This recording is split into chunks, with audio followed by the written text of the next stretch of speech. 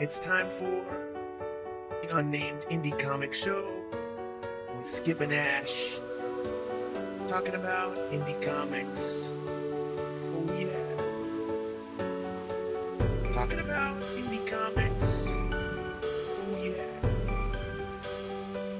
It's time for the Unnamed Indie Comic Show with Skip and Ash. It's time for the Unnamed Indie Comic Show with Skip and Ash. Talking about indie comics. Yeah. Talking about indie comics.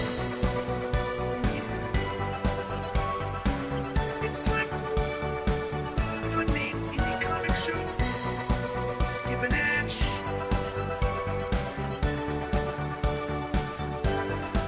It's time for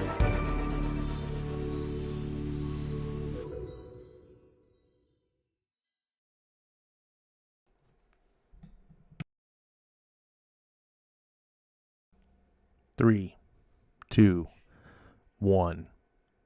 What's going on, everyone? Welcome back to another episode of the still and forever unnamed indie comic book show with your host, Skip and Ash, or I should say host plural. I'm Ash. With me, as always, is my compatriot in crime, Skip and Tosh. How you doing, Skip? I'm Skip. You're Skip? Hi, I'm Skip. Hey, Skip. How you doing? I'm Ash. I'm doing pretty good, man. How you doing? Is this rain Skip today? Yeah, I know you had said a Rain Man, Rain Skip. I like that. That was a good one. I'm good, man. How you doing? Doing good, man. Just always looking forward to doing these, talking about comics. Like, this is the best thing about, well, other than the reading of the comics, the best thing is talking afterwards and shooting the shinola after. Is this a PG? I definitely. I enjoy shooting the shinola with you. It's one of my favorite things to look forward to. Take the gun, leave the cannoli, shoot the shinola. All right. I can never decide if I want to keep this PG or drop. I guess it's always better to just be safer than sorry. I'm drinking a Dr. Pepper today because I'm going hard into the paint. What about you, my friend? What do you got as a beverage? I'm drinking pure gasoline tonight. I'm just nice. Gonna mainline that. Let's see. We got a Signature Select. So if you're a Californian, do they have Safeway outside of California? Oh yeah, they were big in Colorado when I lived out there. Oh, right. Thank goodness. Okay, so for all of the Coloradans, I have myself a Signature Select cranberry raspberry flavored sparkling water beverage with other natural flavors from Safeway. That's how I'm living. That's a mouthful, literally. It is, yeah, especially when you actually gulp it down. I like Safeway. Out here in San Diego, we don't have Safeways, but we have Vons, is owned by Safeway. Okay. And I didn't know Safeway owned Vons. Dude, they own like half the. They own. They bought what's that other Albertsons? They own Albertsons now too. Oh, no way. Yeah, they own a ton of grocery stores now. But yeah, Vons was like my grocery store growing up, and I moved back, and I was like, oh yeah, Vons. But man, Vons is expensive. It's like, I love you, Vons, but it's like this grocery store where you want to pay extra for like a more premium grocery experience. It's like not quite Whole Foods, because they sell like the crap stuff too, unlike Whole Foods, but it's like Whole Foods and the price is right. That's what the receipts look like. The receipts look like Whole Foods receipts, right? Yeah. Maybe it's just me because the grocery store I shop to is a big box outlet chain, so their selection really sucks, but their prices are like Costco prices. You know what I mean? Like, you get really good prices on stuff, but you just have to take what you can get. So it's frustrating. Like, half the time I go grocery shopping, they'll be out of this and this and that, and I'm like, damn it, how can you? But anyways, we're not here to talk about groceries. We're about to talk about comic books. Did you go to the comic book store this week? I did go to the comic book store this week, which is funny because I used to get my comics from the grocery store. They used to be groceries. Me too. Definitely. I was gonna say I can still remember picking up my first comic that I was collecting, X-Men issue number 210. But it wasn't. It was from a drugstore actually. Oh, is that right? That's close enough. Yeah, man. I think it was like a save on drugs, maybe is what it's called. Dude, save on drugs. That's throwback, right? That's why it's old school. Anyways, tell me where you're buying your comics at the grocery store. So it wasn't the grocery store this time, but went, grabbed my comics and a few extras too, and I'm excited to read them because I didn't get a chance to read any of them today. I came home and it's just been live streams since then. Cool. Let me see. This, for those of you guys tuning into this show, it's a podcast format show about the fandom of indie comics, specializing on a select few that Skip and I cross over in our tastes. We're not really here to be hypercritical about any books. We're here to just kind of love on them and kind of be advocates and share with other people why we like these books and hopefully get people to try them out and like them as well. We're not paid by anyone or anything like that. We're not trying to shill anything. These are books that we genuinely like. And we do try to talk about other books as well as much as we can to be a little bit more, inclusive and have variety and not just be the firepower show. If you're listening in, it's mostly designed to be an auditory experience. There's not a lot of visuals. However, since we do record this live on YouTube with the stream, we do throw up some pictures and things, but we'll always try to describe. If you're watching this or listening to it afterwards on the podcast, thank you very much. Very much greatly appreciate it. Join us on a live stream sometime. It's most Wednesdays at 7 p.m. Pacific, and we'd love to see you in the chat. Even though this is a show format, we don't really acknowledge the chats vocally that much, but they do inform our discussion. So please put in the chats things you're talking about, things you're thinking, your opinions, what books you're reading, what books you're not reading, if you hate them, what books to avoid, I guess would be the way to. We do absolutely like seeing what you have to say.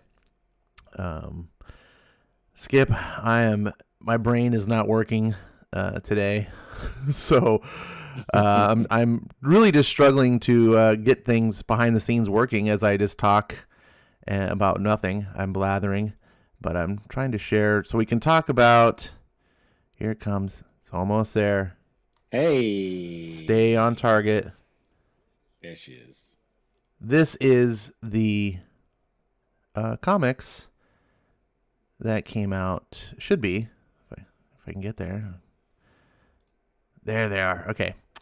This is the comics that came out today. Today, 12/8/2021, as the time of this stream recording. We filter out all the Marvels and the DCs because this is an indie show. And this is an application called LeagueOfComicGeeks.com. It's a really great tool. Skip and I are both users and members of it. It's got some social tools, lots of different things that it can do. And this includes show you all the books that come out and what's coming out and things like that, and help you organize your own pull lists. Here it shows you the new books listed in the order of the popularity of the users of this site. So, Skip, as always, we kind of just like to see what this is kind of like a virtual comic book shelf of being at the store. Any books today or that you saw that are looking at that you picked up, read, thought about picking up? I can see one. Oh, you see one? Go for it. No, I see one that I think you're going to say. Oh, well, yeah. That's the second one that's up there. Silver Coin issue number 7, Ram V. So, of course, I definitely had to grab that one. I grabbed a variant cover as well. I'm struggling to remember the artist's name, but it was a very nice cover, and haven't gotten a chance to read it yet, but I'm chomping at the bit. I'm pretty certain that that's going to be the first comic that the pile. because been really enjoying me some Rom V. Silver Coin has been a very interesting series that I've been more positive about than not. And coming off of the heels of Joshua Williamson's awesome issue number 6, the arcade issue, I can't wait to see what Rom V has in store with us related to Silver Coin and gambling, because that's a silver chip, wouldn't it be? Wouldn't that be a silver chip? Yeah, I mean, before we had chips, people actually gambled with real coins. So Makes sense. chips were sort of someone came up with the idea of like, well, instead of having to have all this cash on us, we can use this proxy. But yeah, this is something I'm actually very curious to try too. Rom V has really shot up my internal ladder of amazing creators that I just kind of have to read their stuff. So the creator of this, the creator and the artist in the book, his name is Michael Walsh.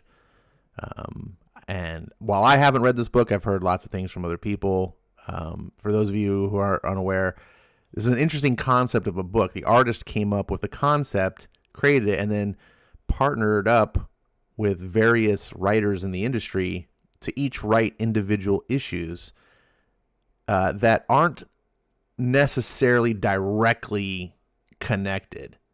The way I understand it is this is kind of more like a Twilight Zone type of stories, and the way each issue is kind of its own thing. They're all linked by this coin, but it's not like issue 6 carries over into issue 7. So you can pick up this series anytime, just read an issue. If you don't have to buy the whole series if you're not sure. If you just like, I really like this writer, and he's on the book or she's on the book, then you could just grab that issue, which is something I'm thinking about doing just for the Rom V. So yeah, that wasn't the book I was thinking though, Skip. I know it wasn't. I had to throw you for a loop. Yeah, you did. What book were you thinking though, for the viewers?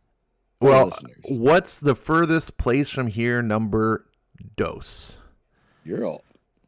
I believe that is the other book that. I see quite a few books here actually.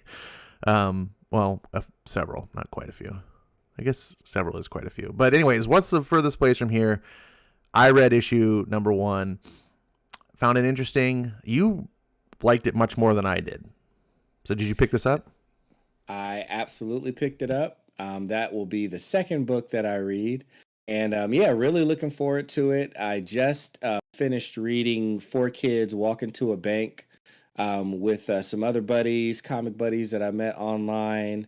So that is the same creative team, Tyler Boss on the art and design, Matthew Rosenberg on the script. And that one was everything that I hoped that it would be, from reading Dead Dog's Bite by Tyler Boss and from reading issue number 1 of What's the Furthest Place from Here. So can't wait to get more into the worlds that they create, just with such vivid stories of youngsters and youth and different interesting stories that they do with it, because they usually pick right at that age where you're in the middle of wonder while also like starting to figure out how the world works.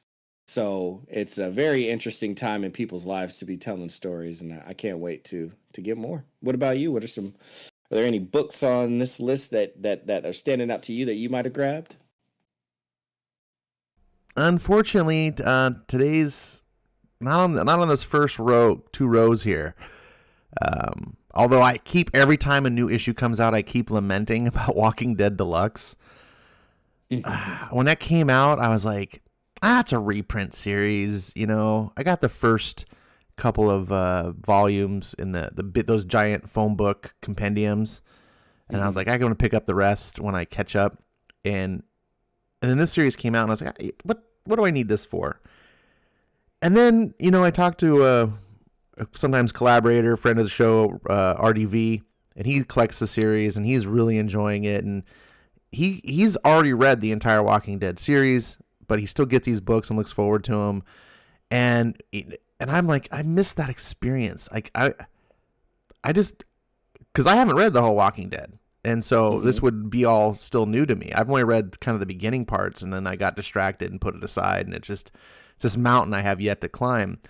And I kind of like wish I was reading it like this and getting these books, and just once every, I think they come out bi-weekly, which is not something I wish for, but I like that periodical experience. That's one thing I love about comics, is that gets overlooked by many people, is the periodical experience. Some people just want to, and I'm guilty of this too, like sometimes I just want to buy a big trade or something and just binge through it.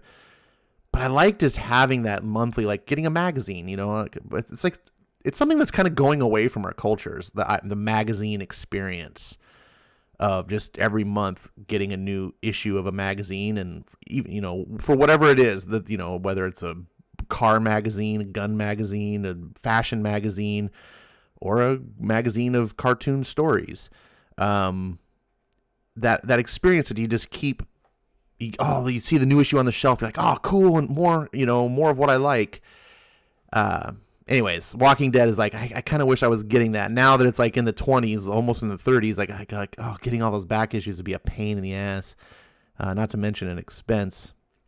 So it's just that number keeps getting higher and making my choice harder and harder. It's like, if I'm going to pull the trigger, I needed to pull it yesterday. Right. But anyways, that's the book that's on there for me. Crossover is number 1 on the list for the users of the site. You know, I hear in the chitter chatterverse, a lot of people going, crossover, meh, meh, meh, meh. A lot of negativity towards that book. Yet it's still really popular. Like, it's one of those things as like, okay, you're not liking it, but apparently a lot of people are. So, good for it. Good for the fans that are enjoying it. Maybe I'll check it out when it reaches its conclusion and I do the trades. I never got into it, but I do think there's a couple more books on here that you might have been interested in, picked up. Am I right? URRITE, my friend. I also grabbed The Good Asian, issue number 7. Looking forward to reading it. Issue 6 kind of downshifted a little bit for me, and the quality of the book was still there. It's just what they decided to spend their time discussing and covering wasn't exactly what I was looking for, just because we got some really juicy bits around the intrigue and the mystery area that were beginning to open up for us. So I got a strong feeling based off of some other reviews that people had discussed that it's going to be getting back to what I'm looking for. So I'm very excited about that. All right. Very good. Anything else, or we scroll down to the next? Yeah, we can scroll down to the next one. All right. There's a couple interesting things here. Some of the ones that stand out to me are books like Frontiersman, Knighted. I know there's some people in the audience that would be interested in the Red Sonja book. And there's a Cyberpunk book that's out. And I know there's a Bad Idea book there on the list that is something you'll probably be getting when you can. Or anything I'm missing? Knighted number 2, I did also pick up. I enjoyed issue number 1 better and more than I thought I would. So I'm looking forward to see what issue number 2 has in store for us by AWA Upshot. Shout out to the buddy Brian Reber on that one. And I also did pick up Nidahaw's Nightmare blog number 2.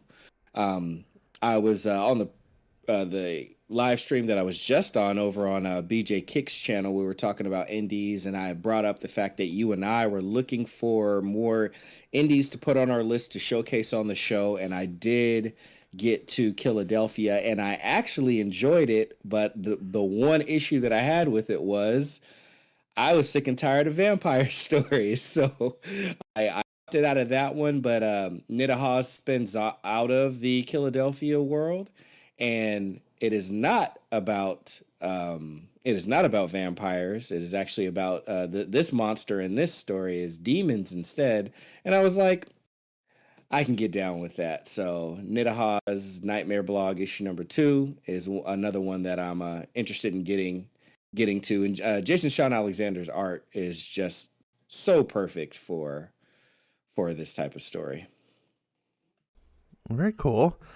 I didn't get really into the Cyberpunk books. I know that first series came out you really enjoyed. Oh, man. And shout out to Second Street Marvel, who also read it and was like, yeah, man, you're the only other person that I saw talking about that book. And I'm like, yeah, it was good, right? He was like, it was so good.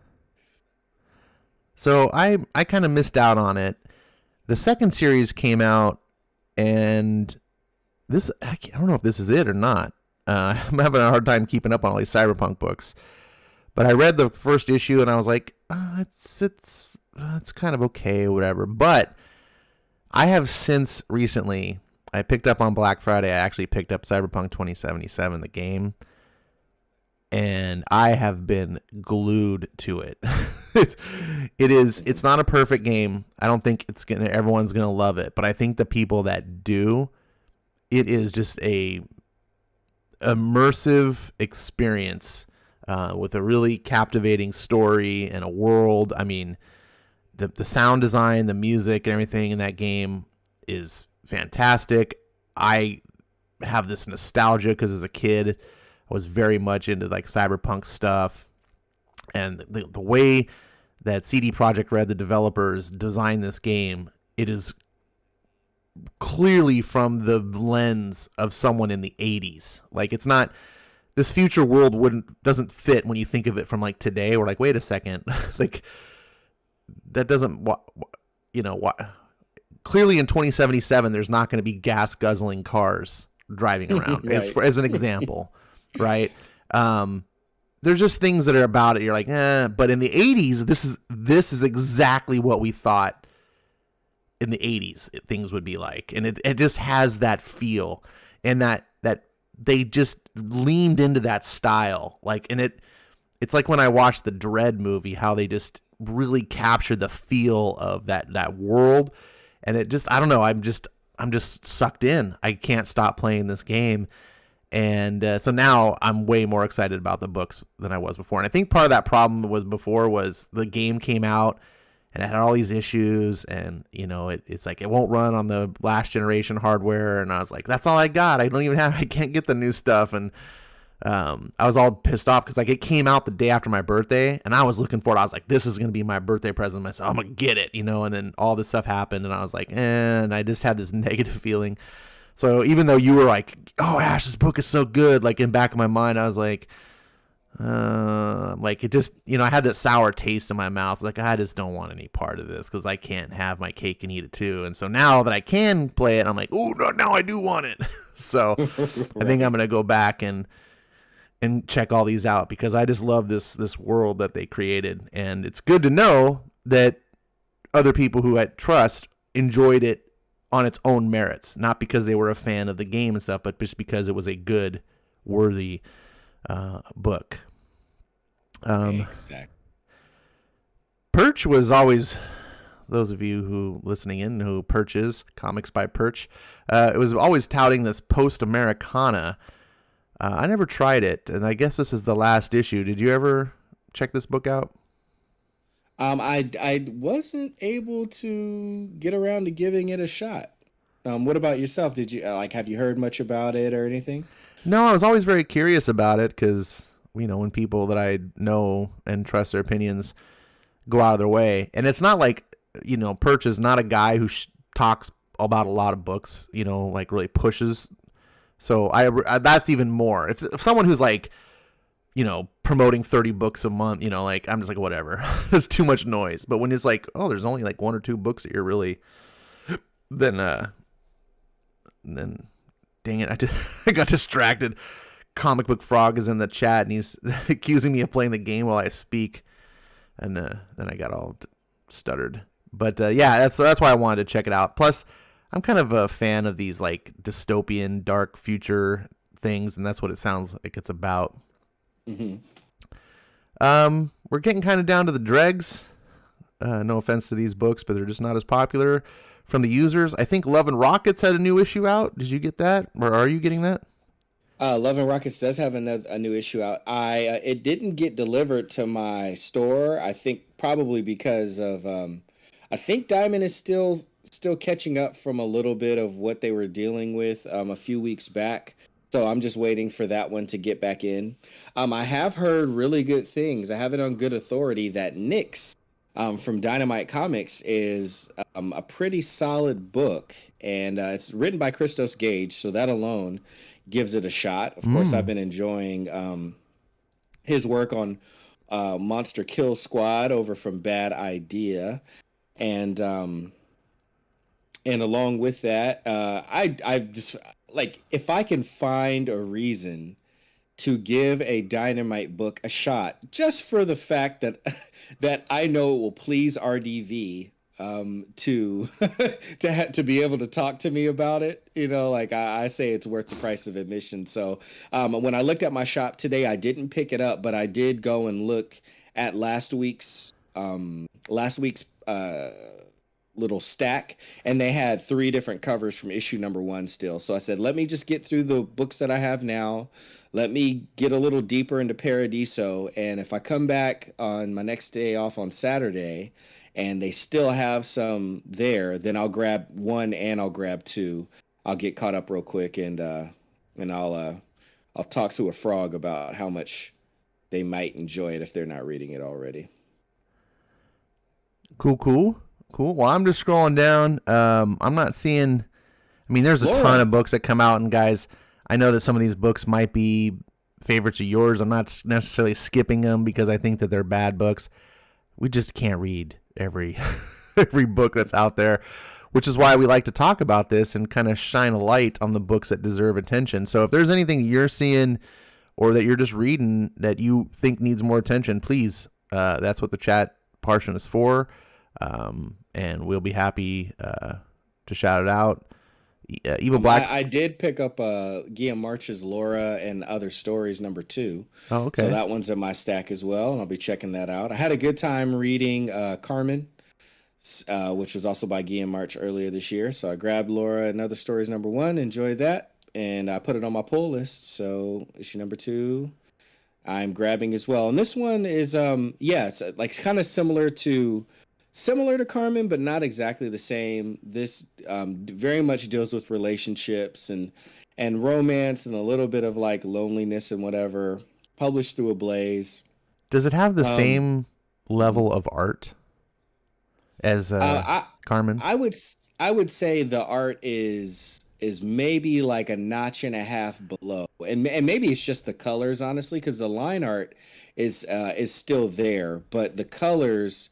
And I get it, like, you know, it's a different story, so the colors won't necessarily be exactly the same. But at least in issue number 1, the colors were not as vibrant and enjoyable as Carmen. But it is going to go over into some different stories. So hopefully in issue number 2, maybe they get back closer to that or give me something else that I enjoy more.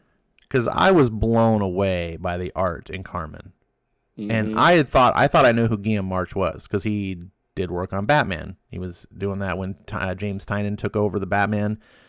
Guillaume March was like the primary artist on there, and he's fine. He was, you know, a solid artist. Not my favorite, but, you know, quality stuff.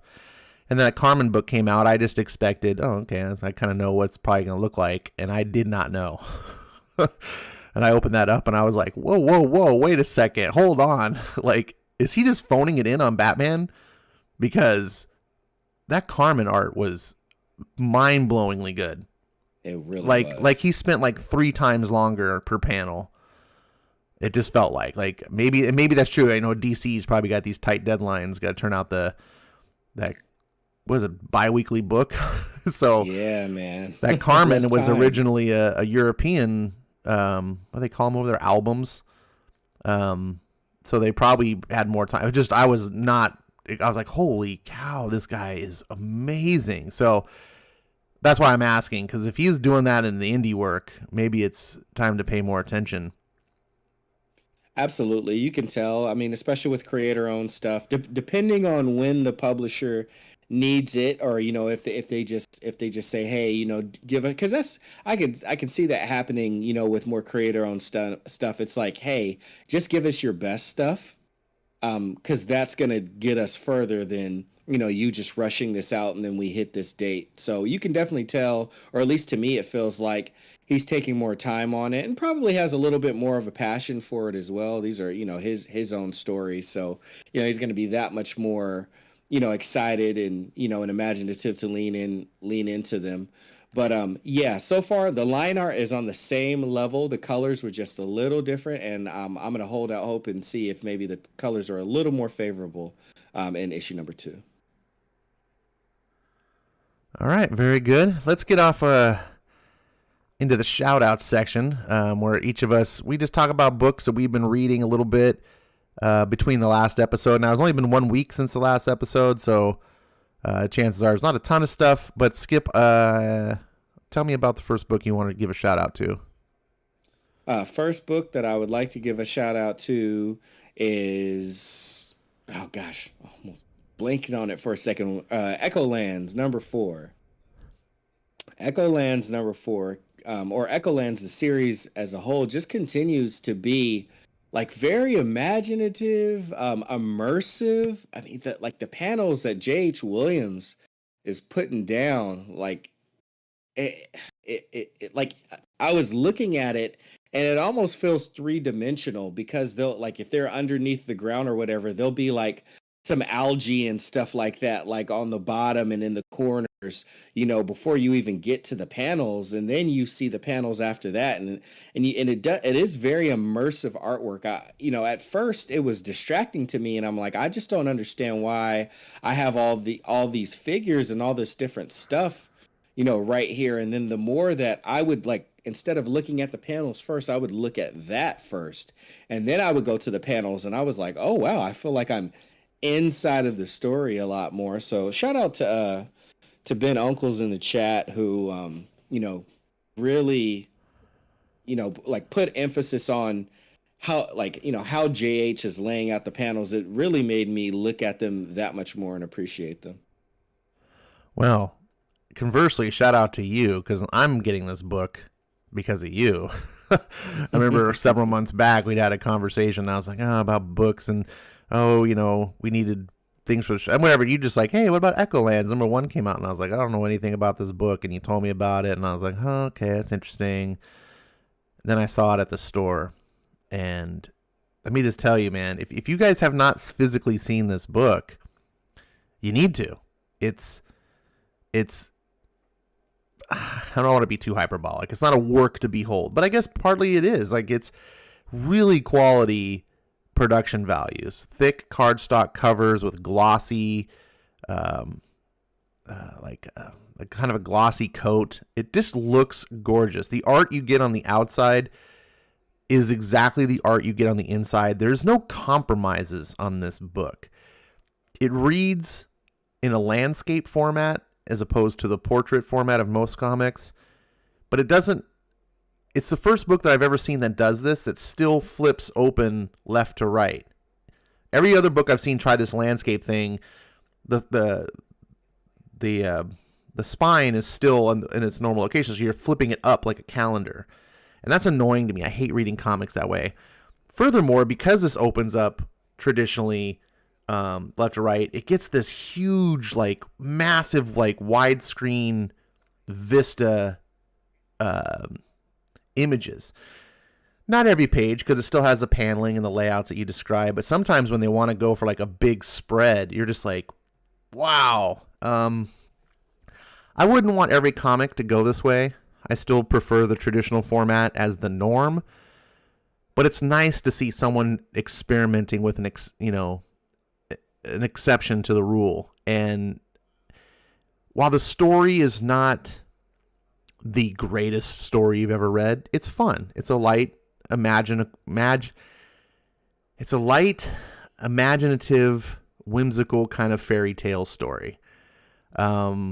There's some violence. It's definitely not I don't mean to sound like it's a Disney story. It's definitely probably not for the kiddos. It's got some graphic violence at times, but it's not necessarily gory for the sake of gore in any reason. It's not like a gory book. There's just times when there is violence, the artist does not refrain from depicting it. I guess I should put it that way. But it's beautiful, panel to panel. Like you said, even the borders, the artist puts attention into making the borders illustrated in something like with vines, or just, you have to see it to understand. And it's just great. And I just love how at the back of the book, the artist or the writer, the whatever, they put like a music playlist in the back of like the music they listened to while they were reading the book or writing the book or making it. And, you know, on the surface, I go, that's just whatever. But when I'm done reading the book, I feel like, oh, I'm kind of curious. Like, it's just interesting to me to flip through the pages and just see. And some of the music I know and some of it I don't or whatever, but it makes me curious to like try it now because I feel like I've had an experience. I feel like I've shared something. The artist has communicated something to me, and now I want to experience a little bit more. And I just feel like this makes the book even more personal. This is absolutely it's the opposite of what you get today in the typical corporate comic world. This is an indie book through and through, but it's not indie in its quality. Like the art, like I said, is just beautiful. It's amazing that they're able to print this book on a monthly basis and get this level of because it's painted line art if I'm seeing it correctly, because it looks, you can get these raw cut editions that come out a month later, which is kind of like a second printing, but the raw cut does not have the coloring. It just has the line art. And they look gorgeous too. But then when you see the regular edition, they look painted, but it's like painting over line art. Anyways, I'm going on way too long. I adore this book. I think last time I talked about it. While it's not my favorite book, it's absolutely one of the ones I enjoy collecting the most because I feel like I'm getting a real experience of comics. And I hope this just goes on for a long time. And I can like grow with the book. Anyways, moving along, the book that I'm going to give a shout out is called Frontiersman. Now, this is going to be a weird shout out because this is not a book that really won me over, but it did thoroughly impress me. And I know that might sound weird. The reason I want to give this book a shout out is because this is one of those rare books that covered topics and things that I don't like per se, or I should say I'm just not interested in. They don't entertain me. I don't want to really, it's not what I want to see in comics. And by that, in this case, it's the whole global warming, environmental type of thing. I want real world politics and separated from my fantasy, right? That's not really, we don't have to go any more detail, but Frontiersman kind of deals with that. The thing is that most of the time when books are doing that, it's to their detriment of quality. It's just you got people that really aren't trying to push great stories or art or anything. They're just trying to push an agenda, and they're trying to use your favorite characters to do it. Frontiersman really impressed me in the fact that this book is really well done. The story, the characters, the art, the writing, it's just I don't want to say impeccable. I've got to worry about it. It's really great. I was sitting here going, grumble. I don't like, but damn, this panel layout, you know. Oh man, why are they talking? Oh wow, these characters, man, the way the dialogue is structured here. And this guy that's doing it, Patrick Kinlan, he's from. I looked at his credits. He comes from like Black Mask Studios, which floors me because that's a studio that I would normally avoid for much of the reasons I just said. But I was like, I cannot deny the quality of this book. I'm very interested to see where this goes, even though it's about it's about topics that I really wish weren't in the book. And on the cover here that I have up just for the display is Frontiersman fighting. It's his first cosmic villain that he's fighting or whatever. And I would just like to see him fighting a cosmic villain and not having to talk. But you gotta, the way the writer marries both in, it just kind of works. I just have to applaud, because there's some people that are going to eat this up. There's some people that don't have the aversion that I'm saying, and so it's not going to have any negativity. Like they're just going to be like, oh, whatever, that's crazy. So if you're that kind of person, if you're not as sensitive to those things, try this book out. One thing that I really did like that this book does, that was appealing to me, was the concept of a person past their prime, a person who's now kind of an older guy, and he's just not the youth. You know, things don't work the same as they used to do, and he's just trying to retire in peace, and people are dragging him back into, you know, their cause and things like that. And I really like how the writer gets into that, the idea. It's something that is difficult to tackle for people that, I don't know how old this guy is, but the idea that like, oh, I don't have it anymore. You know, my body's breaking down, and how it changes your view of the world. When you're in your 20s, you think you're immortal, and you know, people who are at least middle-aged or older, I think, will understand what I'm saying. I'm not being very eloquent, but anyways, I wanted to give this out. It's a quality read with really good art. The art you see on the cover is the art you get in the book, and I think a lot the people who are hearing what I'm saying and taking those things into consideration, if those don't bother you, or if certain things interest you, this is a book you should grab. It's a quality book. Have you had a chance to flip through this at all, Skip? I haven't. I've been hearing you talk about it. I was interested in the premise, but I haven't flipped through it yet. I'm curious if I'll ever get around to actually getting to it, because I've just got so many books. Sure, I know exactly what you're saying. On the list. Speaking of books on your list, I think one of them is about a certain format of media. It is indeed. Good old vinyl, issue number 6, last issue in the arc, and man, I was curious how this was going to end, because I already was surprised that I actually got into this book. I bought it based off of the name, hoping that it had to do a lot with vinyl. I come to find out it's about a serial killer who has formed what in his mind is a friendly relationship with the lead detective, who has been trying to chase him to, you know, obviously arrest him and stop him from, you know, killing people. And we come to find out that he's got a mental disability, a mental illness that is really starting to get about as bad as it can get. And he ends up actually siding and working with the detective and actually helping him.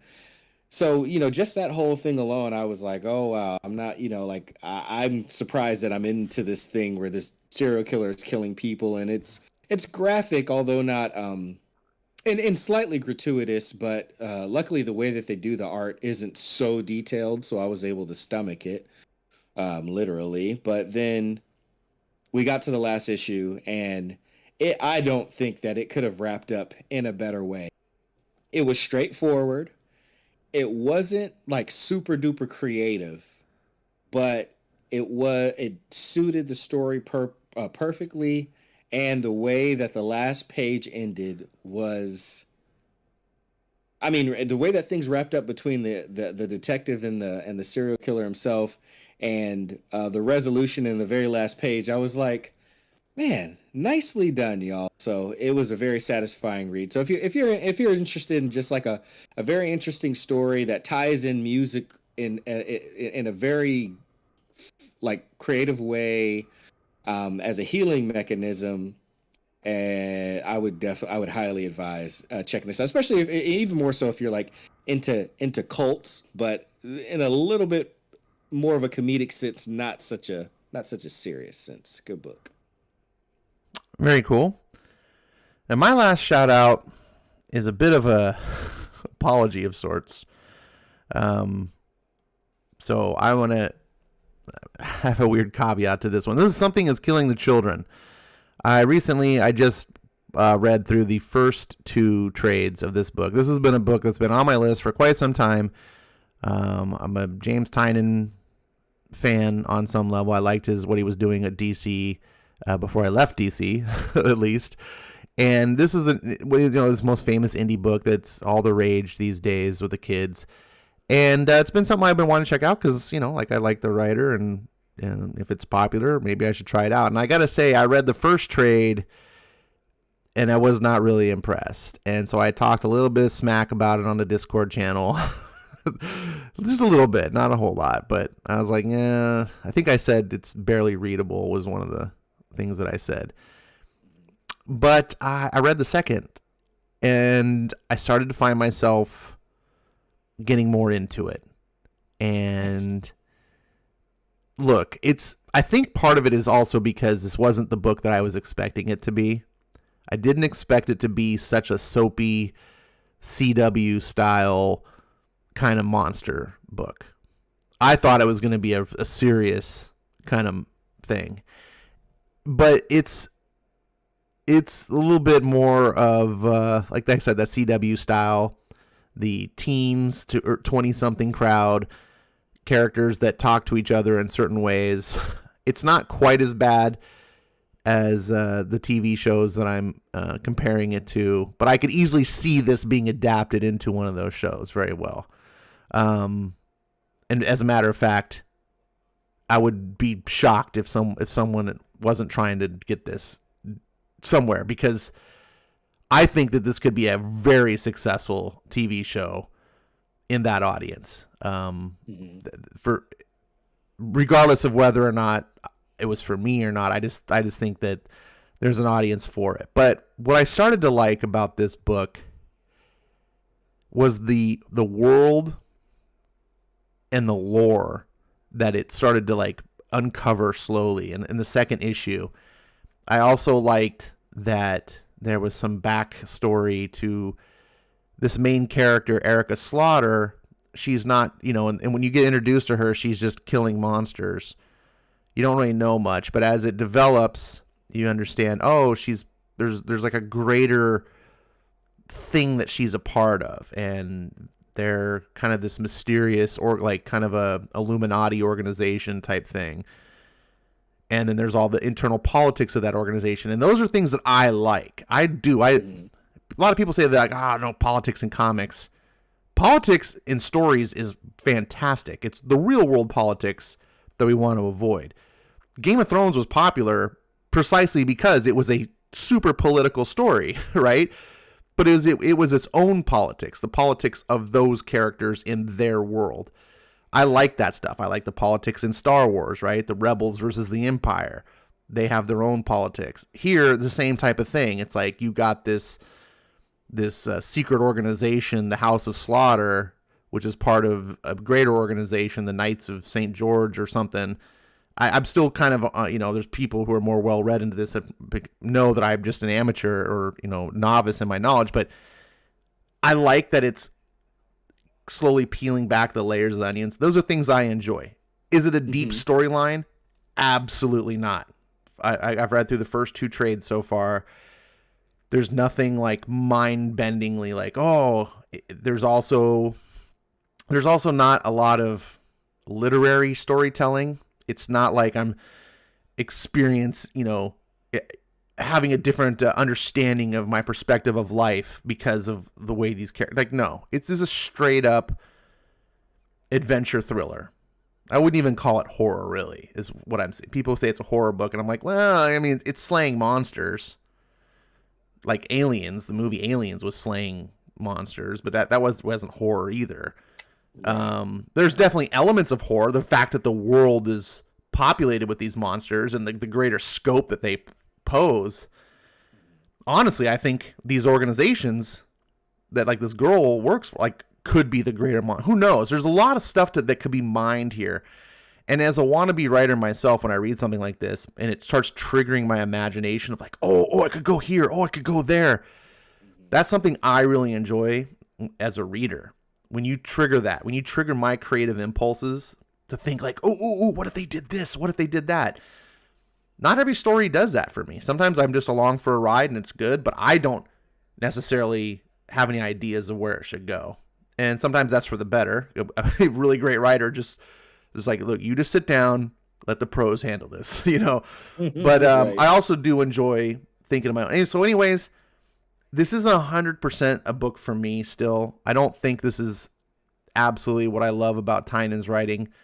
But he does handle that sort of soap opera type of melodrama kind of well. I'm not as attracted to the 20-something talk, but also because I'm almost 50. Someone who's in their 20-somethings or maybe even their 30s might not mind it at all. I'd be like, what are you talking about, Ash? No big deal. Like, that's fine. Like, but there is something enjoyable here. And I feel also that unlike a lot of indie books, I don't feel like that this is heading towards an end. And I say that in a positive meaning. Like, a lot of indie books, you can tell this is just a single story, right? Whether it's 12 issues, whether it's 20 issues, you know, one of the books we covered here, which is a fantastic book, East of West, it was a 45 issues, but the whole time you were reading it, you knew this was one story and it's heading towards its end. Right. This book doesn't feel that way. And I mean that in a positive because I like comics that can go on indefinitely. We can just have these adventures month after month, and we can just live in this world, and we don't have to worry about, okay, the train's coming to the station. There's nothing wrong with ending things, and sometimes some stories it works best for. Some of the best comics ever are miniseries that have a concise story, but I don't want to lose the concept of why can't we just have an ongoing adventure that just keeps going for years and years and years that we can be fans of, right? When people watch TV shows, such as the CW shows we talk about, rarely do I hear people going, man, I can't wait till it reaches its end. I think people they just love like more, the next season, yeah, more of it, you know? And this is Tynan's doing here. He's setting it up using old school comic book techniques and tropes to just let this be an ongoing thing, potentially. So I do. I think this book could easily go over 100 issues if it's successful. Anyways, I just wanted to shout that out, mostly because anyone that's in the Discord heard me say things, and I need to walk back. It impressed me more than I thought. I also did read the spin-off book, House of Slaughter, 1 and 2, and the free comic book day edition. I read those, and those were less impressive to me than the Something Is Killing the Children. But there's only a couple issues in, so maybe that's something that'll pick up as well too. I don't know, but it did feel a little bit more teen angst style than even Something does. So, but I think and Tynan's writing that with another writer as well. It seems like they're doing the thing where like Tynan is probably plotting, or they're co-plotting, and then the other person is doing the script. So there is that too. Could be. I would say that book is probably only for people who are dedicated fans to Something Killing the Children. I don't think you would just read House of Slaughter on its own, but maybe I'm wrong. Anyways, shout out. It's a cool book. I think it's going to please a lot of people. Clearly it does please a lot of people. And it did have to make me walk back some of my grumbling. So that's always impressive to me too. Absolutely. And hey, but mad props to, like feeling a certain way about something, experiencing more of it and then feeling differently about it. Like, in this day and age, it's a shame that people, aren't okay enough with just saying like, hey, this is how I felt on Monday today's Wednesday, and I got a little bit more information, and this is how I feel about it, today. So that's all good. And I have an appreciation, like me, that is not my type of book. I read a little bit of it. I read the issue #1 of House of Slaughter. They don't do anything for me. But if people are finding comics that they genuinely enjoy, then that's what I want. It's cool to find when people feel the same way you do, whether it's a book that you like or a book that you didn't have as good of a time. But what's even better is that everybody finds a piece of the pie that works for them, because it's all comics. So that's what's up. Cool. Well, now it is time for the main event. Yes, indeed. The main course, Firepower, issue number 18. This is the end of this arc, and the next arc begins in April. So I hope your finger strength is up and your dexterity is at an all-time high, because we're going to be hanging off of this cliff for a little while now. Seriously, guys. Seriously. This isn't just the end of an arc. This is like the end of like a greater arc that's going into now hiatus. So, and we've seen this building up the last two. If you guys have been following along the book and you watched the show, last two episodes that we covered Firepower, it's been one big finale. Well, this is the third part of that finale, and kudos to Kirkman for making a big bang to go off on, because this was just thrilling to read. One caveat, I gotta tell you, Skip, I don't know if you had this. I had to catch myself multiple times pausing, because this book is very, very light on the dialogue and the narrative. It's mostly just silent, panels. And I was so into what was going on that I was just like, boom, boom, boom, boom, boom, and I was like, whoa, stop. This is not the pace that this is meant to be. Like, you're supposed to linger here, keep those beats. And I was having to stop myself because I was so like into it. Like, what's going next? And I was like, nope, I do not want to rob myself of this experience. So I forced myself, put on some music, which always helps me keep that momentum better in time. But what about you? Did you struggle with that, or are you just a natural pro? This one, I did start it a little bit thinking that I'd be okay with, just kind of reading and taking the pauses that I needed to take. But I did end up putting it down, reading a different book that way, and then coming back to this book when I had time to focus on it. It's not uncommon for me to to listen to music while I read, and we talked about this. But this time around, lucky for me, my stepfather got me an early birthday present of some new AirPods. So I popped those puppies in. I turned on the head tracking, and then I started reading like that, and it definitely set the tone to go through this book. And I knew that this was the end of the arc, and I didn't think the cliffhanger was going to hook me as much as it did. And I was so happy that I was so wrong. I just want to say before we open this page here, the cover that I know if you're just listening in the audio, you can't see, guys, but you can see the cover. You should own this book, so I'm not going to feel guilty. You should own this book. If you can't see the cover of your own book, then I don't feel that sorry for you. The cover here, this is one of my favorite Firepower covers to date. And not only does it just look beautiful, the coloring by Russ Wooten, or Matt Wilson, sorry. Matt Wilson does the coloring, Russ Wooten does the lettering. He's got such an emotional sense of colors. But the layout also was very evocative. If someone sees this and they're in chat, I feel like this is an X-Men homage of a villain standing over. I can't place it quite, because obviously things would have been changed, like standing on a mountain and things like that. But the way the heroes are all defeated in the foreground with the villain standing in the background, and just the way he's lit up by the lighting, and it just does something for me on an aesthetic level. Plus, like I said, it makes me feel like, oh, I know there's an X-Men comic out there that has this cover. I'm gonna go hunting for and see if I can find it. We'll talk about it in the Discord, but unless someone beats me to it. But what did you think about this cover?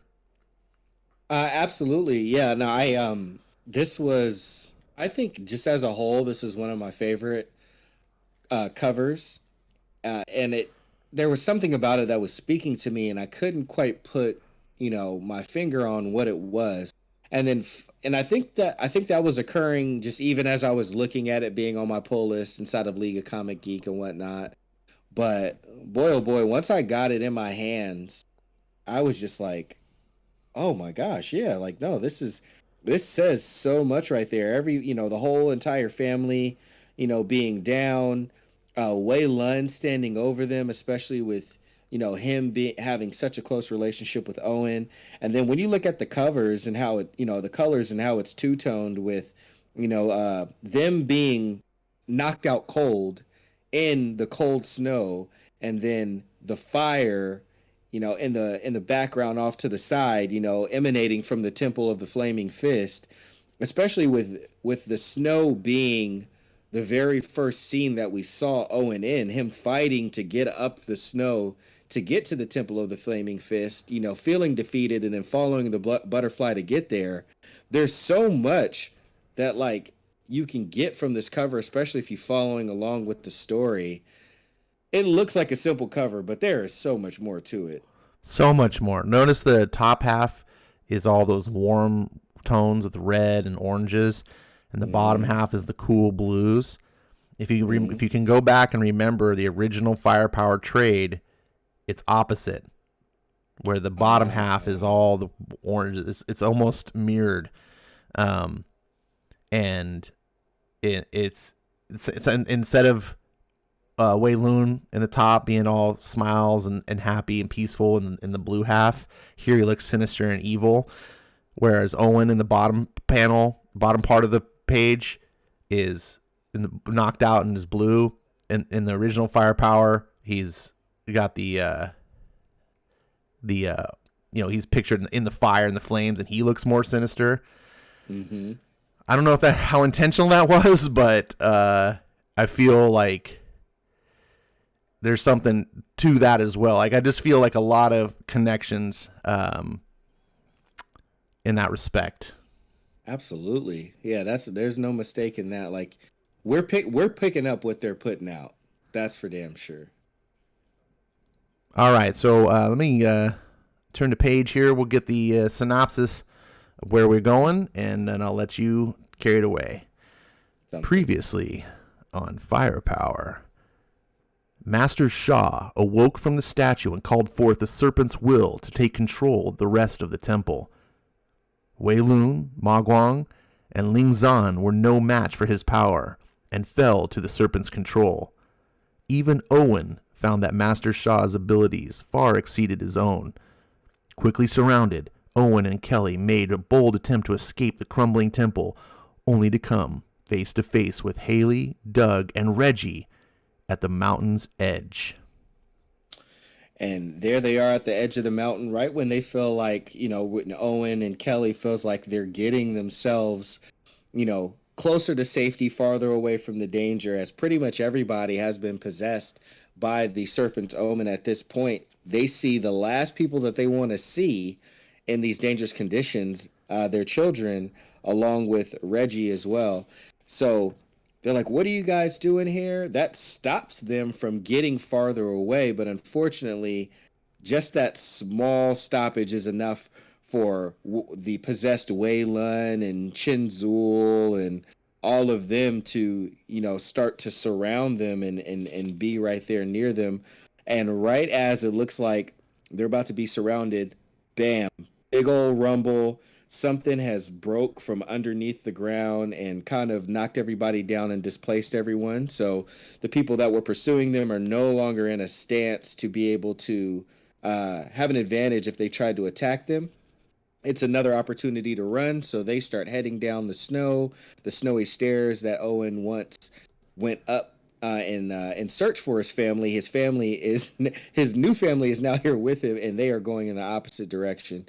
So as they're having some father-daughter dialogue, father-daughter crisis dialogue, it appears that Wei Lun was able to get down there in front of them. He's possessed, and he begins to attack Owen.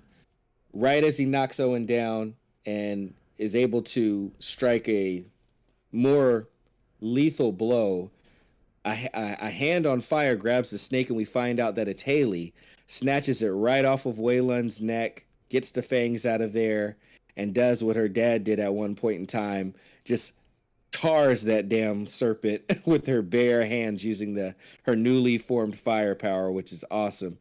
In that moment, Wei Lun begins to snap out of his possession and is very, very remorseful for what he felt like he allowed to happen to him, putting his dear friend Owen and Reggie and who is his understudy and all of them in danger. Ash, this was a heck of a way to start the issue. Yeah. As we recalled, the end of the last issue, the kids and Reggie kind of just showed up right at the end of the big fight, and neither Owen nor Kelly were prepared. Like, whoa, why are kids here?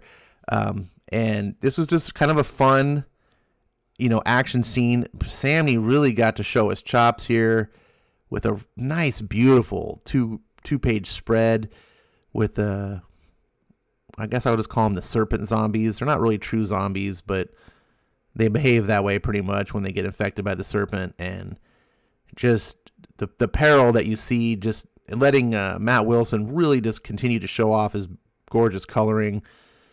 This book is just a sheer joy to read. The next page, getting a full page spread to the explosion. This is not by accident. Something big is occurring. We've built up to this. I really appreciate that Kirkman works for these moments, that he doesn't just throw them in and make them meaningless like so many lesser writers do. We took 18 issues at this point. Well, 26 if you count the original trade paperback that, by the way, everyone needs to start with. I'm noticing people in the chat talk about things like, I'm waiting on the book or waiting on the trades. Well, that's your choice. It's not one that I support, but start with the original Prelude trade paperback. By all means, pick that book up now. That's where this whole story starts. It's kind of a weird thing. Issue number 1 is actually technically should be issue number 9, but it's a solid book on its own. So you get all these issues leading up to this point. My point is that Kirkman, he makes you wait a long time so that when these things do happen, they make a lot of impact. You really feel it. And someone like me, I really appreciate that in his writing.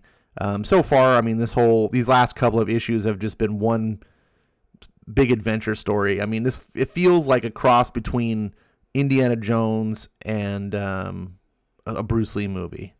Like if Bruce Lee was Indiana Jones, I guess maybe it's just that those sort of high flying things. Like I was expecting them. Well, they kind of do avoid an avalanche here. There's just all those tropes that you expect in these type of storylines we're getting.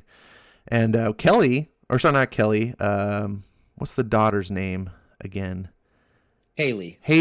You having this knowledge of her power, that kind of shocked me when she grabbed the snake with her flaming fist. That was something only Owen had recently learned to do. She's only used her powers once. And for her to have that instinct to know, something makes me wonder, is she going to ultimately turn into the star of the show, potentially? The potential is there. I do know that one of the things that Owen was saying when he was discussing with her, because remember, she had used it that one time. They were training in the backyard. She wanted to be able to harness it and use it again, but she was getting frustrated that she wasn't able to call them use them on command. And he was talking to her about when he first started to use it, it was difficult because it was fueled by emotions. And at first it was emotional outbursts that brought about the power. And then finally, he was able to learn how to control the emotions and then, harness the power of the firepower as opposed to it randomly occurring at emotional times. So based off of the fact that they're in this flight or fight mode right now, and Wei Lun was about to strike her dad, it would make sense to me that she probably only meant to just grab the snake, and the firepower probably just went off again in an emotional outburst. Could be. I could be reading into things. Who knows? But from there, we get a moment for Owen to kind of console Wei Lun, but really only a second, because Wei Lun tries to tell him like, hey, about that dragon, I meant to tell you in motion. And Owen's like, we looked in the chamber, we both saw nothing. And right as Wei Lun is questioning him, like, are you sure? Another rumble. We get another tremor. Everybody has to continue to run, but before they can, they turn around and Chenzul, a possessed Chenzul, is on the attack, leaping right towards the family, knocking some of them to the ground, especially Wei Lun. Owen, using the firepower, is able to kind of turn and get one of the ninjas kind of off of him, but once he takes his stance, he looks around and sees that Ling Zan, Chenzul, Xiao Fang, and all of them have surrounded them. And right as Ling Zan makes a move to protect Kelly, Ling Zan gets the upper hand on Owen. She's over top of him, speaking to him, telling him to give up and accept the fact that it's already over and she can give him a painless death. He charges that firepower up and hits her square in the middle of the solar plexus, knocking her out and also burning the snake off of her. So she's also beginning to come out of her possession. And then right after that, yet again, another tremor from below the ground. Something knocks them all in the air. And as we look, for a brief second, Owen is able to see some scales as that thing is flying in the air. Mm-hmm. Quick correction. I thought that was Owen too. That's actually the sun. Oh, okay. Very good. Good. That's right. Because later on, that plays a part in the story. So that makes a lot more sense. Thank you for that. And also, shout out to Chris Samnee doing such a good rendering. I mean, that really does look like a super younger, slightly chubbier Owen. So yeah, shout out to Samnee for that. But yes, that is actually Doug, the son, who sees the scales. And he catches a brief glimpse of it, but everybody else is starting to come down to the ground, starting to make more way, get away from this tremor. But a big old boulder is coming from over top, getting ready to really turn them all into a Owen family type of jam. And then Master Wei Lun comes out of the sky and gives a super dope kung fu, metal fist punch right into the boulder, breaking it into much smaller rocks. At that point, they look back and notice that they've gained some ground from the people that were pursuing them. And now they just got to get down the side of the mountain.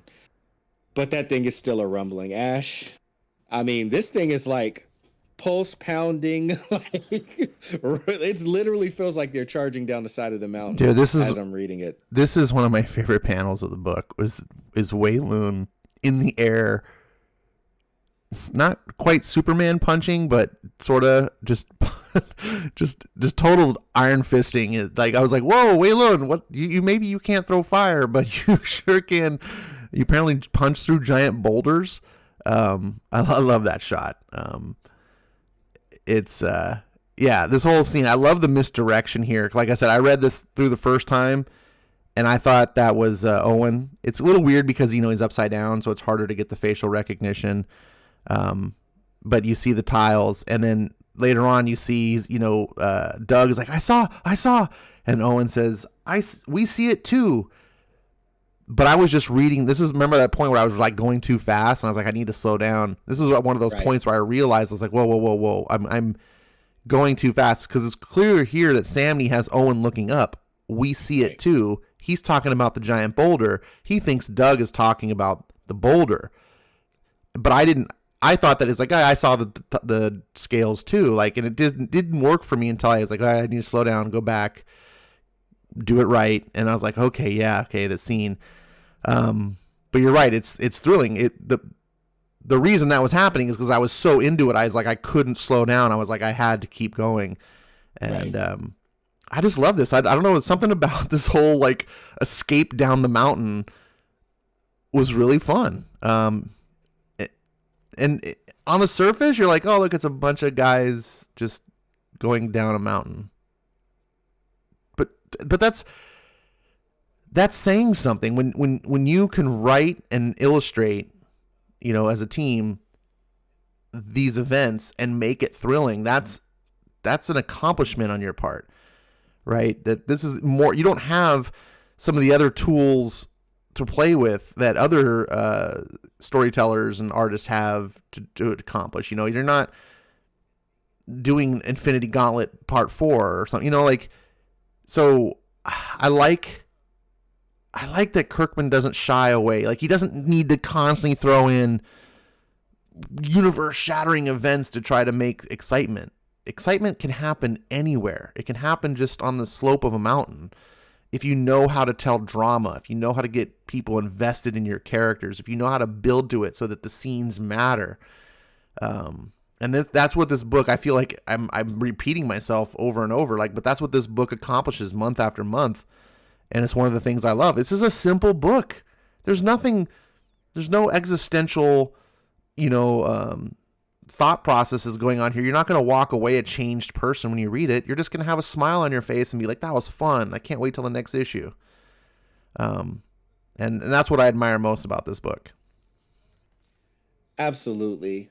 And when the execution is so on point, that's the thing that we're really highlighting. They are doing a lot of simple things, but it's how well, it's the level at which they are executing these simple things, and it amounts to a very, compelling story. The pure pace of this book and how they are executing the pace truly makes you feel like you're like on a bit of a ride. We say a long further ride, but I almost felt like this is like the Indiana Jones ride, from like wherever it was, Disneyland or whatever, where it's like, what it's like when they're trying to get out of that temple, and then they made a ride out of it, and like you feel a little bit that way. So yeah.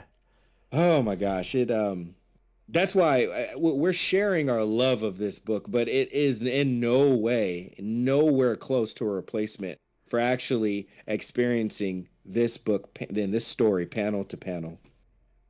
Speaking of panels, jumping into the next one, with a little bit of separation, they find some of the boulders and some of the snow to kind of hide behind and be able to take a little bit of a peek at some of the people that are still possessed coming after him. At this point, it is Chow Fang's students who and still Chen Zul. But they're looking, and Wei Lun points that there is a bit of a hole that they can kind of make their way to and then steal away in. Of course, it's very cold within there, and Owen is talking about he can make a fire once the coast is clear. But, Kelly lets them know what's the obvious. They can't stay here for long. It's not safe. Should another trimmer come along, of course, it would close them in, and I don't know. Like, Owen would have to reach the height of his fire powers in order to burn through all that hard snow. But through the crack, Wei Lun is able to see something and he motions Owen to come over, and we turn the page and we get a big old beautiful double page spread of an answer to the question that we had. Is the dragon real or not? And we get that answer. Ash. Is that real enough for you? Right? That's the question. I was pretty certain that the dragon was real, but I still wasn't prepared for that. I was like, when I flipped the page to this, I was like, what? And I know we just did this last week when I said, and I got the new wallpaper on my iPad. Well, that didn't last very long because this is now in wallpaper on my iPad. I love the shot. I love Asian dragons in general. I always had a affinity towards them. This is a beautiful shot coiled around a mountaintop. I mean, this thing is so big. It's a dragon coiled around a mountain. And it just looks awesome. Kudos, Samnee, for taking your time on this and doing it right and just giving it something to look at. I can't ask for more. I can't ask for more story-wise from Kirkman to, waiting 18 plus, I always call the trade paperback 8 issues, 18 plus 8 issues to give us this moment. Like, he could have done it in 5, and then blown his wad, but he doesn't. He takes his time, and it makes it all worth it, and now I'm super stoked, and I can't wait to know what more is coming. But we still have more in this issue. We got a little bit more left. So once we get our, resounding, the mother effing dragon is real in this mother effing story, right? Then we see that there is someone atop of it, and it is Master Shaw, as if he is in control of the dragon, yelling, "At last, we are free." Not the dragon, not Shaw, but we. And he is up there proclaiming that since they are joined again, he and the dragon, that it is going to be a bright day for them. They will be ruling and reigning. The world will see what they are, and the age of the great serpent has begun. And we see that the dragon is just so big, consuming so much of the snow, breaking things up, just causing havoc, being in control of, by Master Shaw. And sure enough, there goes Doug at the end. That's what I saw. That's what I was trying to say. It's a mother flipping dragon. And that is the end of the story. Of course, it ties right back around to him being the one to see the scales before. Fantastic way to end it. Well, at least for now, to end this arc. And I can only imagine what's coming to us in April. But Ash, how did you feel about the conclusion? Mixed. I loved it. And then you get to the point where it's like, oh, we'll be back in April. You're like, what? I almost wish I didn't know. Like DECORUM, it sucked waiting so long for DECORUM. But if they had said in March, the next issue will be out in December, it would have made it so much worse. But it was like, hey, we're going to be a short hiatus. It'll be delayed. Oh, okay. And then we waited a couple months. I'm like, where's the book? Oh, it's been delayed some more. Oh, man, it sucks. And we kept moving. But here it's like, you're like, oh, I gotta wait till April? Oh, it's going to be a tough wait. But you know what? I would rather this than the comic get canceled. I would rather this than have a crappy fill-in artist. That happens at the big 2 all the time. Mm-hmm. I would rather this than just give us junky fill-in stories. There's that old saying, good things come to those who wait. And I would rather wait and get the quality product that I love than get mediocrity quicker. Right. And, obviously it's not the optimal. I'd rather it come out next month. But, the truth of the matter is doing a monthly comic is tough for most artists. And they talk about here, they accomplished in 19 months, they released a trade paperback that was 160 pages and 18 issues. And they were ahead the whole time, like when they started off. I think when issue number 1 came out, they already had 10 issues in the can. So that lead time dwindled down, obviously, and so now they don't have that. And I applaud Kirkman for managing that and saying, you know what, we got to build up a lead again so that we can plan when there's going to be gaps rather than just have books not being delivered when they promise. So I'm going to be honest, I'm not like thrilled that I have to wait till April, but I know it's for the best. And so I'm happy to accept that. And there's other comics to read. And other things to discover. And I'm so glad. I'm so glad that we're going to get issue number 19 in April instead of, hey, we're rebooting Firepower. You know this is what Marvel or DC would do.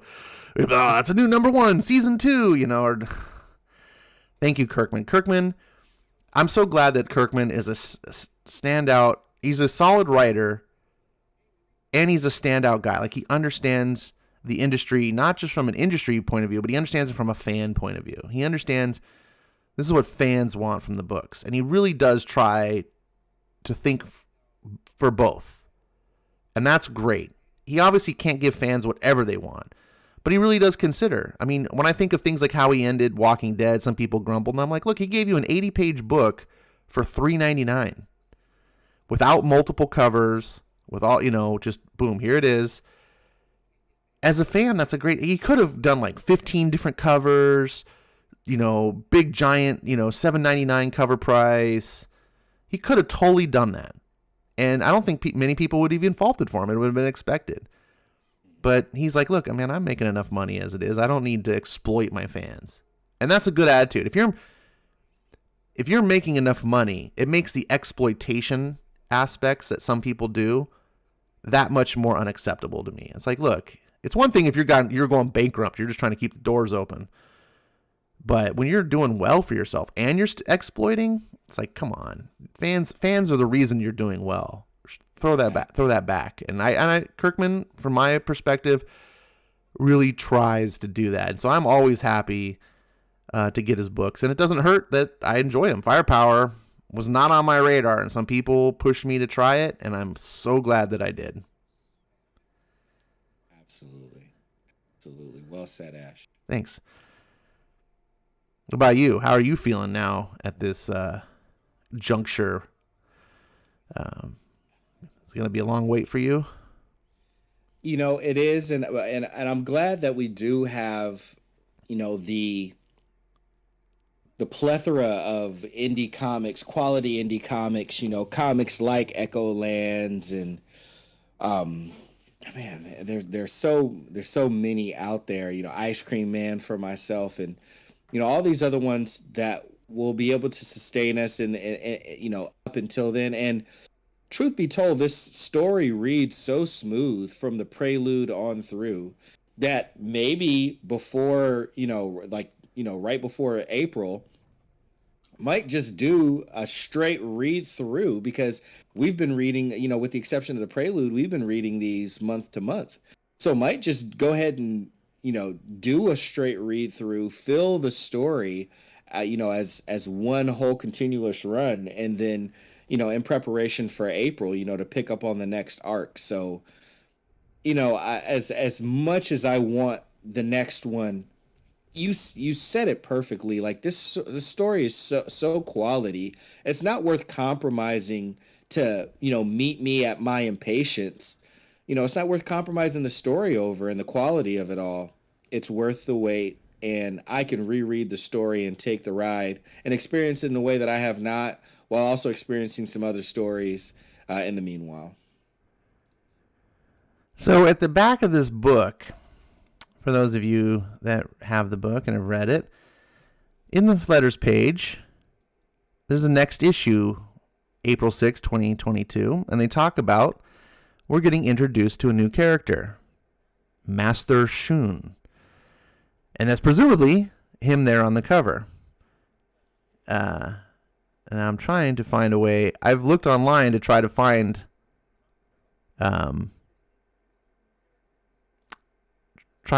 a blown up picture of this, and I can't, so I'll just try to do that. It's probably the best I can do. But Skip, did you get a chance to take a look? I know you're not usually a big letter page guy. I'm not, but you know, the second that I saw someone resembling a samurai, you knew I had to. Same thing. I had to just get a little bit closer and start inspecting, and I was like, you know, hold on, you know, we just came from one of the best covers of the series to a very, very simple cover of only one individual. Let me really look around this picture. Let me try to find some details, and let me see why they would highlight just a single individual in just a forward-facing shot. And I mean, the dude's got one eye, 3 swords, like I'm like, all right, this dude's Yeah. about to do some damage. Let me tell you, I like Kung Fu. I love samurai. So when I saw this, I was like, oh yes, please elaborate on that Eastern martial arts culture and not just keep it to Kung Fu. Like, I want to see all of it. I want to see Korean martial arts. I want to see Japanese. I want to, like, that would be amazing if Firepower branched out to being much bigger. Yeah, I'm so eager to know who this guy is. He doesn't look friendly, so I don't know if he's going to be friend or foe. He's got kind of a mean look on his face. Some interesting, I don't know if those are scars, but they kind of look illuminated. I'm very curious to know who this guy is. I'm like, I can't wait. More. I want more. I'm so excited. Absolutely. Yeah, if they open it up to, I would need, Korean, get some Taekwondo in there. That would be super duper duper duper dope. All right, so that concludes our Firepower. Guys in the audience in the chat, thank you for listening in. Hopefully we didn't spoil anything. I know a few people dropped out because they're trade waiting. And look, everyone, it's your wallet. It's your entertainment time. You obviously do it the way that works best for you. But this would be my argument for why you don't trade wait it. At least not this book, like, you don't have to skip out if you're not trade waiting. And I know you can always get those trades later, or the hardcovers that are coming out. And then you can join in and be a part. This has been like almost a 2-year process that or an experience, I should say, not a process. I mean, it sounds bad. 2-year experience that, if you go buy the big hardcover when it comes out and you blast through it, you'll probably read through in 1 or 2 sittings, and you'll enjoy it because it's fun, and you'll move on. And if that's the limitation of your experience that you want from it, like I said, that's your decision. I just encourage you to get something that I think might even be better, which is what we've had thus far. So, anyways, whatever you're doing, I enjoy talking with all Firepower fans, and old or new, and maybe yet not to come, or it haven't yet become one. Pick this book up. Support good comics. We need more good comics out there, and they can only happen when people buy them. So, speaking of new comics, we always wrap the show up. Well, lately we always wrap the show up with what's coming out next week for Skip and I to maybe throw some pointers your way of what to look out for and maybe pick up. Unlike the current books, this one has more that I'm interested in. I'm a big fan of Berserker. That's the #1 book here on the list, according to League of Comic Geeks fans. It's been an enjoyable series. I think you're probably, people who are into it are already into it. I'm not sure how many new users it's picking up at this, or new readers it's picking up at this point, but it's a fun story. Again, one of those things where I like knowing what's going on. It has lulled a little bit in the past couple issues, so I hope that it picks back up. Skip, I see a couple Jeff Lemire books on here that you might be into. Yes, there are a few. Of course, May's book is what I continue to read through. Issue number 3 really took us deeper into that world and the mystery of what is going on inside of this man's mind, or maybe what's going on outside of his mind as well. Definitely what's happening within his heart. Primordial is a book that I'm interested in, but I did decide to let the issues stack up inside of my box, and I'll grab them all at one time. New Burn, though. I'm really, really, really, although I am not the biggest fan of that cover, I've gone on record to say, the contents on the inside of the book is really what I'm interested in seeing what may build. Yeah, I got New Burn #1. I enjoyed it. It wasn't enough for me to tell whether I was a fan or not. Like, I was like, okay, I kind of like where you're going. I'm going to be picking up issue number 2. And a lot of this is having to do with Faith and Chip Zdarsky, who I think is one of the most underrated writers in the business. That guy, when he is on point, he can just do something with words that few other people in the business can do quite the same. So I'm very eager. I hope New Burn is something that's an inspired story, that he's got something really strong that he wants to tell, and we could be in for a solid ride. There's also another book coming out next week that is my number one. This is a shout out to the list, even ahead of Berserker, the book that I will be reading as soon as I humanly possibly can. Which one is it, Skip? I am going to say, from looking at it, it's likely going to be A Righteous Thirst for Vengeance, issue number 3. I really thought you were going to troll me there and say something else, but you're right. Righteous Thirst for Vengeance, number 3. Wow. This book has won me over. Like, just... I could still go back and remember when you said this was your book of the week, number 1. And I was like, what? Over Firepower? You must be smoking something. And I was like, okay, that whatever you're smoking must be good, so I need to try it. And I right. And I was like, I read it and I was like, it's pretty good. Pretty good indeed. And then I read issue number 2, and then we did the show about it, and it's one of those things that just, it kept sitting with me. You ever have that experience where it's like, yeah, it was kind of good, but the more you think about it and the more you maybe go back and re-experience it, it just gets better and better, and you just like realize sometimes things like that have to grow on me. And this is one of those books that at first I was like, yeah, it's fine, it's good. But as I started to really think about it and look at it more, I was like, no, this is really good. Like, seeing the details that I missed the first time, I'm crossing my fingers because it's only been 2 issues, and I don't quite have as much trust built up in Rick Remender as I do other writers because I just haven't read as much Rick Remender. So I'm a little bit worried that maybe he's going to go off and take a sharp left turn or something and be like, whoa, where's this book going? What happened? I don't know. I'm pretty sure Kirkman's not going to do that because I've read a lot of his stuff, but Remender, I don't know. So, but yeah, I can't wait to read this book. And what else is coming out this week that you guys, this is issue number 3.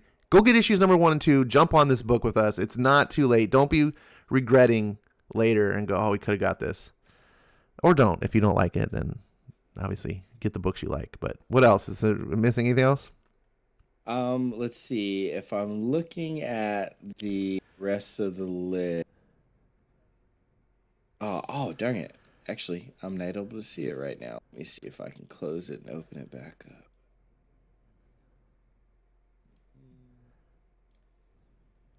Nope. Oh, wait, hold on. I forgot to share for you. Okay. On the background so you can see it live. There we go. Okay, perfect. Thank you for that. Sorry about that. No problem. Nothing on this row that I'm seeing personally. But if we go down to the next one, I have really, really, really been enjoying Gun Honey. I continue to say I did not think that it was going... I didn't think I was going to stick for it this long because I thought it was going to be more cheesecake and less supper. But let me tell you, they've been balancing out the cheesecake and the supper perfectly. And it is a lot more supper. It is a lot more to the story than it looks. But I think it was Yule actually who was in the chat earlier. He was talking about how they take the the cheesecake portions of it and actually make it relevant to the story as opposed to the other way around. So I really appreciate that. And regarding the matter of Oswald's body, issue number 2, as much as I enjoy Gun Honey, I may be just as much interested or even slightly more interested in jumping after that because Christopher Cantwell, what he did in issue number 1 in just that limited amount of real estate, he did a lot of setup, a lot of good work, and it did not feel like work. It felt like a joy to read. That's something I need to try out because that was another one of those books where I was like, really? Okay. But now that you're also excited for 2, I know a lot of people, myself included, hear the Cantwell name and get a little bit of an aversion based on what he's done over at Marvel. But I have to admit, like I did some reviews on his Iron Man books and also his Doom books at Marvel. And I can recall when I was stating before I remember clearly talking about this guy knows how to write. Like I got a sense for that when I was reading it. My disdain was more of that he didn't know the characters that he was writing. Right. And I was like, he's just sort of doing whatever he wants and not feeling it. And it was taking these characters into situations and stories that fell out of character. And that is, in a sense, bad writing. Like, as a comic writer, if you're writing mainstream comics, part of your job is to research and understand the character you're writing. I mean, even not in comics, if you go and write a James Bond novel, you need to go and research James Bond. You should be trying to keep in true with Ian Fleming's books. That's part of your responsibility, not just be like, you know what, I'm going to completely reinvent the character. So thinking about it that way, and I was like, this Oswald's Body book, it's a completely independent story. I have nothing to base it off of, right? He can't ruin the characters. He can't do them incorrect because these are his. So if that be the case, it'll really let his writing shine through. Because, I mean, clearly, like I said, I sense that he had some understanding of writing. He comes from, he writes TVs and movies. So he's got some knowledge skill. Definitely, especially, like, I trust you. You've never recommended me something that was bad. You've recommended me things I didn't get. That I was like, what was it? Coffin Bound. I read that and I was like, yeah, I feel like that book just went way over my head. But I never once was reading it going, this is terrible. It just, I was like, I'm just not relating to this book the way I think I need to. So I have a lot of trust in your recommendations from that aspect. And so that's definitely on my radar. Plus, like I said, I mean, the reason the Righteous Thirst for Vengeance, I would never have read it if it weren't for you. So I try, man. I try. Thank you for being open-minded too. Cause same, that's what it takes. Sometimes in one, scenario, in one arena, a writer may have had this effect on us, but you're right, maybe put them in a different scenario, especially if there's, no pre-established characteristics or continuity, maybe outside of just history, and, they could perform in a completely different way. And I very much like the fact that it's a period piece. I like the fact that it is tied into a piece of American history. And I really like how the team was assembled, all these different rowdy people and what they show as when you're first introduced to them, and how it is revealed what they're actually capable of was in a very, very tasteful way. So it's cool to see, like a ragtag bunch, come together for a particular reason, and how they were brought together, and then what it is that they are tasked with doing seems simple enough, but it seems too simple for it to go as well as they would hope it would go. Now, speaking of writers who don't research the characters that they write, I think I remember hearing you said you read this Joy Operations book. Oh, no. I haven't read it. I was just talking about it because I was just enamored with the fact of how things worked out for Brian Michael Bendis over at DC, and now how he is full on releasing books over at Dark Horse now. But I did watch a review. Someone else talked about it, and it's someone who is critical of Brian Michael Bendis, and they spoke pretty high, not like super favorably, but they pretty said all the reasons why I usually take into issue with what Bendis puts out Not all of them are remedied here, but they don't show as harshly in issue number 1. So I was like, oh, okay, good for them, or good for him. Now, here's a book that I have no knowledge of, didn't even know it existed until this preview, but I'm interested because it's called Cloaked, and it's by Mike Richardson. Isn't that the same guy who owns Dark Horse? I am not sure, but I mean, as long Or he's, wow. am I confusing? Like maybe there's a name of a person who's similar, or maybe he's not the owner of Dark Horse, but he's like the editor in chief. That could be the case, because I do remember the Eric Stevenson from Image Comics, who is the publisher over there, and I think he finally moved up to maybe EIC. But I remember he released a few books under the Image banner. So that's what drew my eye. Plus, I mean, the cover. It looks like Batman and Robin. Founder Mike Richardson, and yeah, that is him. Yeah, good catch, Ash. Yeah. So I saw the cover here. I like the cover art. It looks like a Batman and Robin. I know nothing about it, but it's a number 1, so I thought at least it was worth voicing in case other people are out there going, "Hey, that sounds like a." Since this is the section to draw attention to books that people might want to pick up, and especially on indie books, man, if you miss them when they release, sometimes it's so hard to get them afterwards. Anything else? I'm just kind of scrolling down here. Let's see. Holy Dungeons and Dragons. There's a new vault number 1. We Ride Titans. It the cover drew my eye.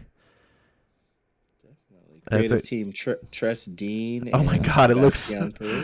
Listen to this and tell me if it doesn't remind you of Fast and the Furious meets Godzilla. Kaiju hit hard. Family hits harder. Look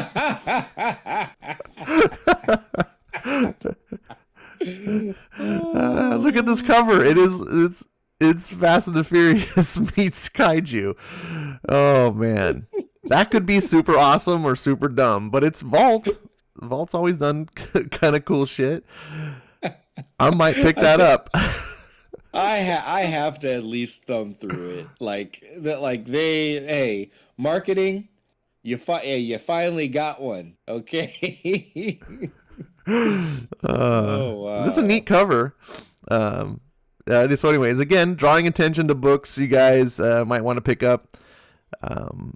You never know, and sometimes these small little titles come out of nowhere, and then the next thing you know, they're several $100s to try to find. Man, the kaiju thing seems to be really popular. Mega number 1. Yeah, more. So not Ultra Mega, just Mega. Just Mega. It's not Ultra. But yeah, that's kind of neat cover too by Red 5 Comics. Mm-hmm. Man, we're just seeing so many of these, smaller publishers, newer publishers, pop up and take a chance out here in the indie field. Hey, I hope they get on base, if not hit a home run.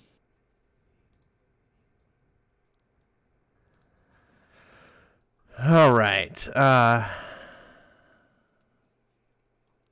mean, that's all that's really drawing my attention.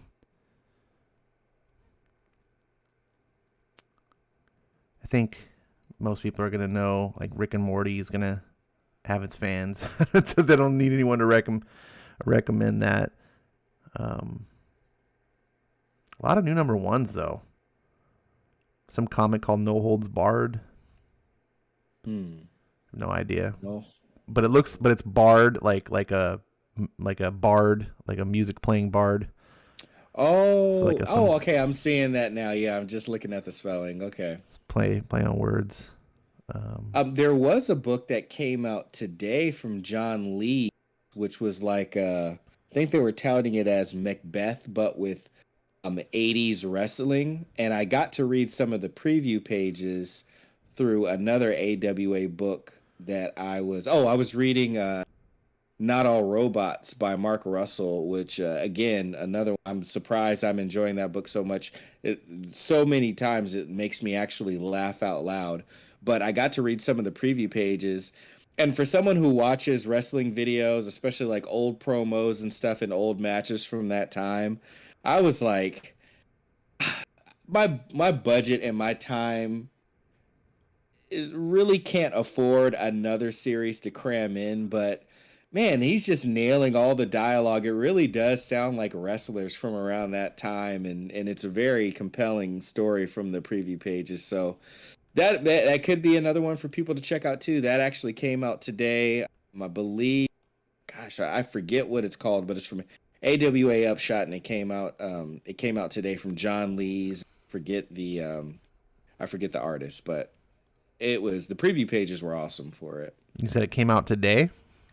Yeah, it did come out today. Let's see. I see Knighted. And there it is. Crimson Cage. The Crimson Cage #1. AWA.